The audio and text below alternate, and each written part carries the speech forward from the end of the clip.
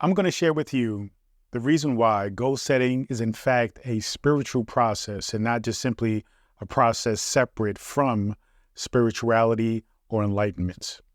When you think about spirituality and enlightenment, we understand that spirituality and the quest for enlightenment is in fact a goal within itself.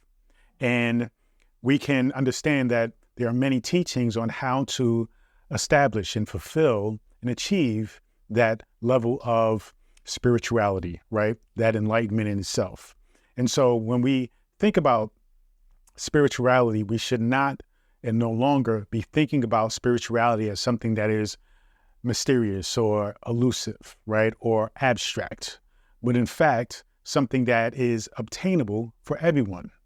When in fact, a lot of times, many of us think that being highly spiritual is only something that is available for a select few, only possible for the very few of us who have achieved it in a way that is popular, right? Our common and very popular spiritual illuminators like Jesus or Buddha or Muhammad or, people like Rumi even.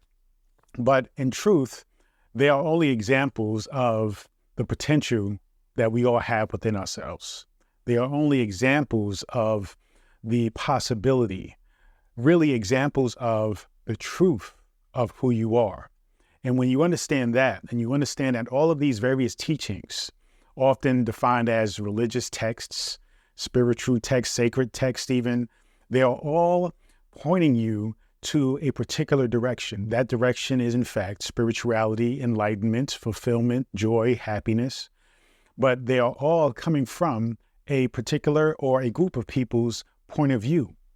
And they are all breaking down a systematic approach to how to achieve this state called enlightenment. And as you dissect and really come into the similarities or the common approach or the common direction or intention behind these texts, these teachings, you realize that, okay, they are breaking down a process by which they have achieved a particular thing, the thing that we all want to achieve. And what that demonstrates really is that to achieve this, you must have a process. And process ultimately defines or means to actually be in a understanding that it takes a step-by-step situation or a step-by-step way to achieve this particular thing, at least from the standpoint of that particular person who wrote it, right? Now, how do you do that? Well, you must break down the process, and in each step of the process is defined or could be understood as goals. When you are looking to achieve one particular goal, right? You can say a big goal. Then by doing so, you do it by making that huge, humongous goal obtainable and manageable into smaller goals. And those smaller goals is really what is propelling you and pushing you along the way of achieving this massive goal, which we can call enlightenment. Whereas when you think about just the big picture of it, I want to achieve enlightenment, then it makes the concept very unattainable. And to achieve anything, you must make it obtainable. You must make it manageable. You must make it accomplishable. And you do that by taking that one large singular idea, big picture, and chopping it up into smaller things. This is why the mind is so important, because the mind allows you to figure out the solution, figure out the methodology, figure out the strategy to actually make this so, to actually achieve this. This is why it's important to think about mental health. This is why it's important to learn strategies and learn how to break down things into micro goals in order for you to achieve the massive goal, the macro goal.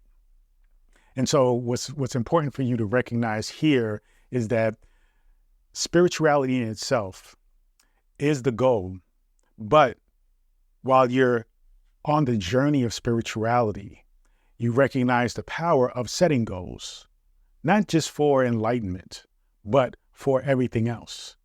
Because you creating goals for everything else in your life, whether it be money, whether it be health, whether it be relationships, whether it be connections, whether it be traveling, all of those things are leading you to the massive goal. You see, look at all of those categories of life as micro goals that is going to get you to the macro goal.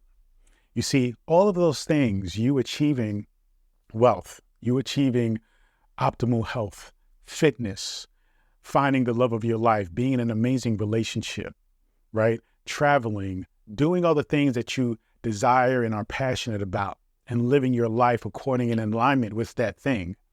They are all macro goals that will ultimately lead you to the macro goal of enlightenment, fulfillment. You see, so they are both things that are exchangeable, right? Interchangeable.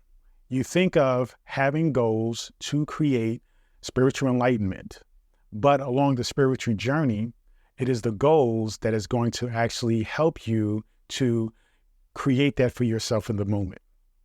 So in order for you to obtain these macro goals, you must be on the spiritually conscious path. And when you are spiritually conscious, each of these goals are being achieved. They're being accomplished. They're being materialized, and they are manifesting each other. They are manifesting themselves by way of you aligning yourself with your thoughts, your emotions, your actions. And as you are doing that, you are on the journey of materializing and manifesting the ultimate goal, which is this feeling, this enlightenment, this awakening, right? This ability to expose yourself to the truth of who you are. And so it's important to recognize how goal setting is, in fact, in alignment with the spiritual path. So it's okay to think of goals being the stepping stone, the ladder, the steps, the staircase, the escalator, the elevator to your fulfillment. Don't think of them as separate. Don't think of goal setting as a mindset thing and spirituality as simply a spiritual thing, right? Or a thing of the heart and the intuition or the gut. They are intertwined because they are part of your human experience. They are part of who you are. And as long as you acknowledge that and you recognize the importance of using your brain to strategize how, in fact, you can take the steps to achieving your goals in order for you to achieve that macro goal, then you are on your way. And when you are in alignment with spirituality, with consciousness, then using your mind becomes something that is an asset to you. Whereas many times the mind can be used in a way that pulls you away from your dreams. Because when you are being led with the ego, right, which is often the creator of fear, the creator of doubt and insecurity, it then creates excuses by way of your mind to not do a certain thing that you are supposed to do that is in alignment with your consciousness. But when you are being led by consciousness and you are trusting in your ability to be who you're meant to be and do the things that you are made to do, that you are custom built to do, then you are now not just using your mind to create excuses based off the fear that your ego has put into it, but now you are using consciousness to feed positivity, to feed security, support, faith, trust in who you are and what you decide to do. And now you are leaning into looking for solutions on how you can, how you must, how it is necessary for you to do. You see? So you have to understand the importance of all of these things together, encompassing of you fulfilling your ultimate objective, which is spiritual enlightenment, which is spiritual fulfillment, which is happiness, which is understanding that you are the creator of your reality. And by understanding this systematic approach to goals is how you actually come into this realization. Thank you so much. Feel free to go to drabundant.com, subscribe to my daily newsletter, and also get access to this free ebook, The Power Within. I invite you to also join my Conscious Creator Circle, which will give you more detailed insight, plus techniques, weekly calls, unlimited email coaching that's going to support you along this journey, making sure that you have insight and information that is customized to you. So join the circle. Continue to join me on this journey. Peace and abundance always.